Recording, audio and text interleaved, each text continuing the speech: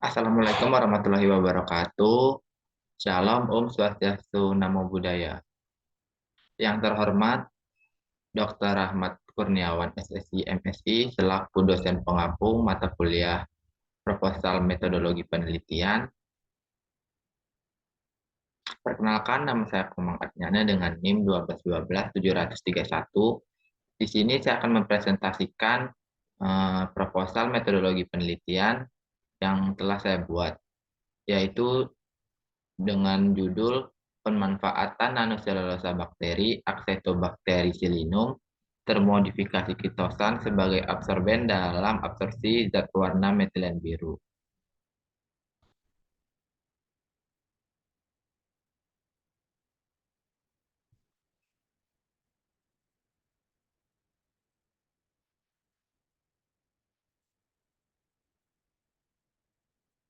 Selanjutnya yaitu garis besar penelitian atau hal-hal yang dibahas dalam penelitian proposal penelitian ini, yaitu yang pertama latar belakang, tujuan, ruang lingkup,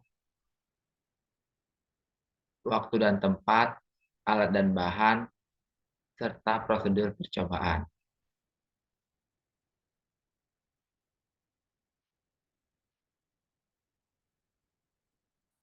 Selanjutnya itu latar belakang penelitian. Latar belakang penelitian ini yaitu membahas tentang air. Air merupakan salah satu sumber kehidupan yang sangat penting. Air merupakan cairan yang tidak berwarna, tidak berbau, dan mendidih pada suhu yaitu 100 derajat Celcius.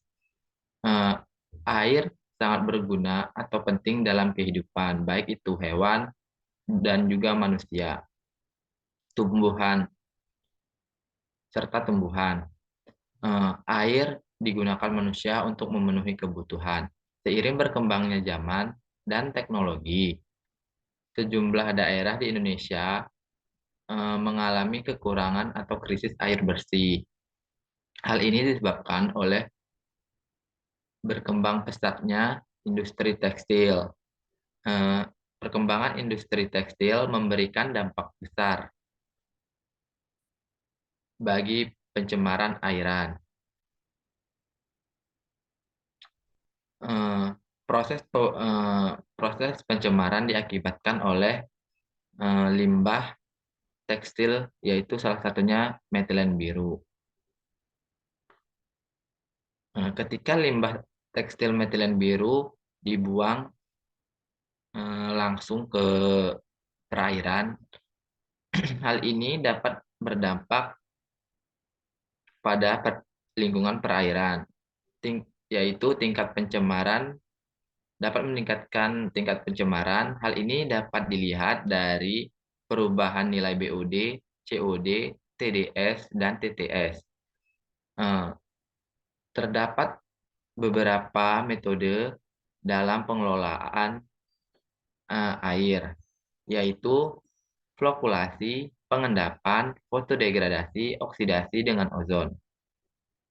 Metode Namun, metode-metode tersebut yang telah disebutkan memiliki eh, banyak kelemahan. Di antaranya menghasilkan endapan residu yang bisa berbahaya bagi lingkungan dan sekitarnya. Selain itu, metode tersebut memerlukan banyak biaya dan juga mahal karena menyediakan atau mengkonsumsi energi yang tinggi. Salah satu eh, un- salah satu metode yang salah satu metode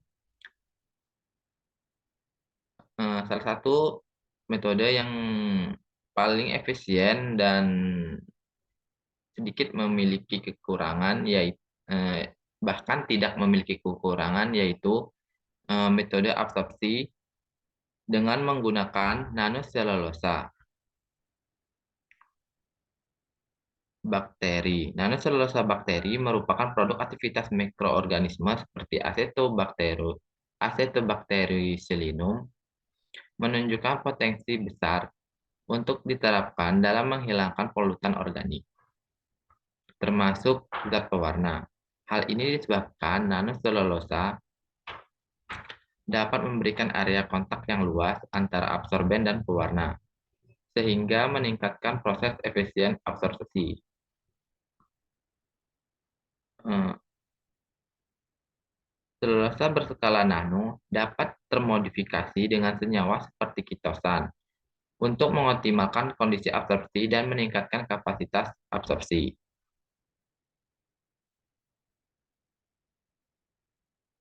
Kitosan dapat berinteraksi dengan pewarna bermuatan positif atau kation sehingga dapat meningkatkan kapasitas absorpsi, di mana penelitian-penelitian sebelumnya yaitu terkait modifikasi kitosan yang hasilnya menunjukkan adanya peningkatan kapasitas dan juga eh, op- dan juga lebih optimal dan bersifat ramah lingkungan.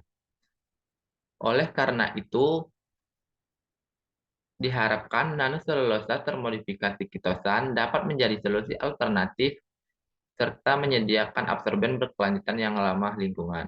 Berdasarkan pemaparan di atas, penelitian ini mengangkat topik pemanfaatan nanoselulosa bakteri termodifikasi kitosan sebagai absorben dalam absorpsi zat warna metilen biru. Efisien absorpsi akan diuji menggunakan alat UV vis, FTAR, SEM, dan XRD untuk mengetahui sifat dan karakterisasi masing-masing.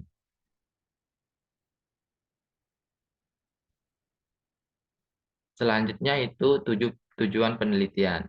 Penelitian ini bertujuan untuk mengetahui kapasitas absorpsi nanoselulosa bakteri termodifikasi kitosan terhadap zat berwarna metilen biru.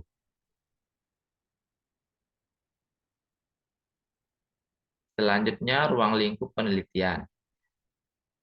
Yang pertama itu pembuatan selulosa bakteri, kedua pembuatan nanoselulosa bakteri, yang ketiga melakukan modifikasi nanoselulosa, yang keempat variasi pengujian absorpsi, yang kelima hasil uji absorpsi. Selanjutnya itu waktu dan tempat penelitian. Penelitian ini dilakukan Agustus sampai dengan November 2024. Penelitian ini dilakukan di Laboratorium Kimia Material dan Lingkungan, Gedung Labtek 3 ITERA. Selanjutnya, uji karakterisasi analisis FTIR dilakukan di UPT Unila, analisis STEM dilakukan di UPT Laboratorium Penelitian Terpadu USU, dan juga analisis SRD dilakukan di Universitas Sriwijaya. Adapun alat dan bahan yang digunakan pada penelitian ini yaitu alat-alat yang digunakan antara lain pipet tetes, inkubator, glass beaker, hot plate, penyaringan, buret, termometer, cawan petri, labu Erlenmeyer, pengaduk, mikrometer, sekrup, alat reflux, neraca analitik, koagulasi, oven. Dan bahan yang digunakan antara lain aquades, NaOH, aseton, metilen biru, asam asetat, NaOCl, natrium, hipochlorite, HCl teknis, kitosan dari cangkang karang, dan juga nanoselulosa bakteri.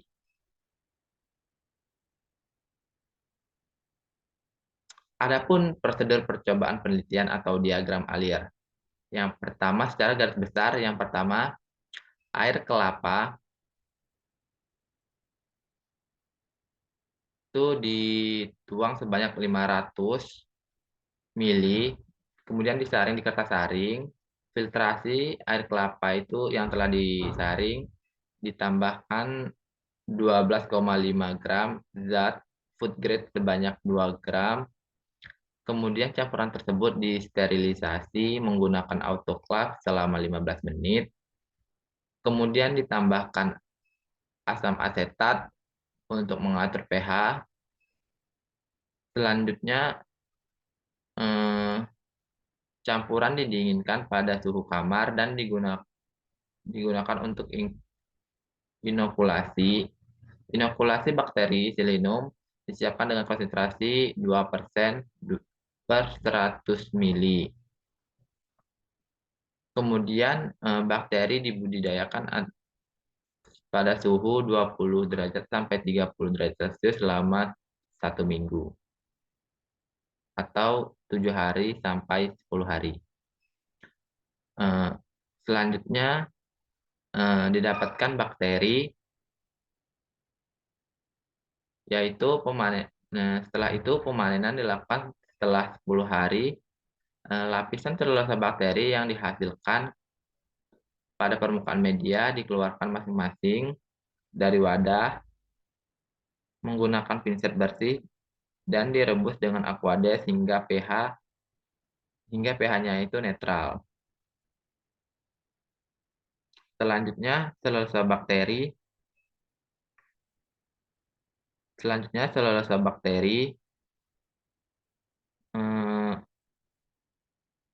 dimasukkan ke dalam gelas beker berisi air bersih, dibilas berulang-ulang hingga pH netral, kemudian di oven hingga kering, yaitu dengan suhu 100 derajat Celcius selama 8 jam. Kemudian yaitu pembuatan nanoselulosa bakteri. Selulosa bakteri dipotong kecil-kecil, kemudian ditambah Aquades dan diaduk selama 24 jam dengan perbandingan Aquades 1:160 dengan kecepatan 750 rpm. Kemudian bakteri selulosa dihidrolisis menggunakan asam dengan konsentrasi asam yaitu 64%. Bakteri yang telah dipanaskan 3 jam dengan suhu 50 derajat. Kemudian hasil hidrolisis kemudian disentrifuge menggunakan Aquades. Kemudian hasil bakteri ditambahkan Aquades kemudian disentrifuge untuk menghilangkan asam. Selanjutnya yaitu modifikasi nanoselulosa bakteri dan kitosan dengan pencampuran perbandingan massa kitosan 5% dan juga 10%. Kemudian komposit yang telah dicampur tadi diuji absorpsi dengan spektrometer UV-Vis dan dikarakterisasi menggunakan FTIR dan XRD.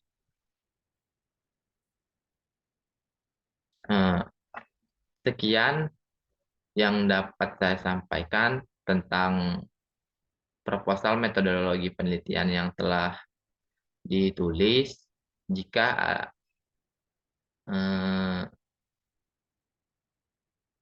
ada hal yang ingin ditanyakan,